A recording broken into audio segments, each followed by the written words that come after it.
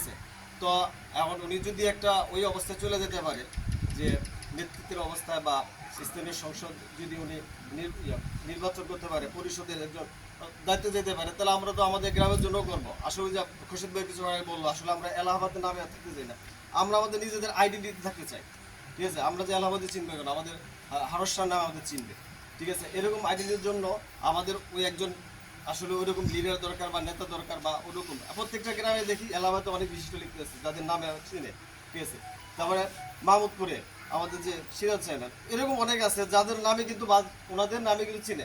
আসলে আমাদের যে একটা গ্যাপ পড়ছে, আমরা চাই যে ভাইয়ের মাধ্যমে আমাদের এই গ্যাপটা ফিল আপ হোক। আমাদের যে গ্রামের যে অবস্থাটা, অর্থনৈতিক অবস্থা, সামাজিক অবস্থা আমরা দেখতেছি, আমাদের যে কি একটা অবস্থায় আছে আমরা যারা আমরা প্রতিনিধি এখান থেকে, আমি আশা করি এখানে বুঝি, যেহেতু 19 সালে আমি স্কুলে জয়েন করছি, এর আগে তো বাইরেই ছিলাম, এতটুকু বুঝি নাই। কিন্তু এখন আমি যেহেতু প্রতিনিয়ত থাকতেছি বা চলতেছি, আসলে কি যে একটা অবস্থায় আমরা আছি। ঠিক আছে, আমরা অনেক পিছিয়ে আছি। হিসাব করে দেখলে যে এলাহাবাদ ইউনিয়ন যদি আমরা হিসাব করে দেখি, আসলে আমরা মনে সবচেয়ে খুব খারাপ অবস্থায় আছি।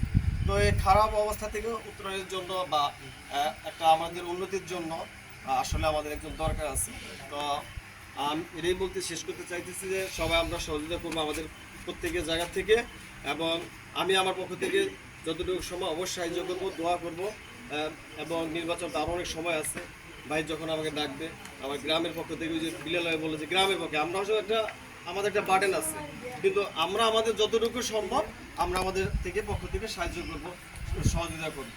ঠিক আছে, এই বলে আর সবার কাছে আমি দোয়া দিচ্ছি।